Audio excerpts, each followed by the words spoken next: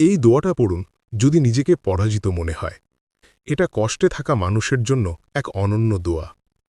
আপনি যদি মনে করেন সব দিক বন্ধ, কেউ সাহায্য করছে না, জীবন আটকে গেছে, তখন এই দোয়াটি মন থেকে পড়ুন। ربي إني مغلوب فانتصر. হে আমার প্রভু, আমি পরাজিত, আপনি সাহায্য করুন। সূরা আল কামার, আয়াত 10। নূহ আলাইসাল্লাম 950 বছর চেষ্টা করেছিলেন, তবুও তার কম মানেনি। শেষ পর্যন্ত যখন তিনি একেবারে নিরুপায় হয়ে পড়েন, তখন এই দোয়াটি পড়েছিলেন। অর্থাৎ যখন কেউ দুনিয়ার সব চেষ্টা করেও ব্যর্থ হয়, তখন এই দোয়া অন্তরের গভীর থেকে পড়লে আল্লাহর সাহায্য আসে। এটা আল্লাহর উপর নির্ভরতার প্রকাশ। আপনি যদি বলেন, আমি কিছুই করতে পারছি না, হে আল্লাহ, এখন আপনিই সাহায্য করুন, এমন দোয়া আল্লাহ কখনো ফাঁকা ফেরান না। আল্লাহর রহমত কখন আসবে আপনি জানেন না, কারণ আল্লাহ বলেন,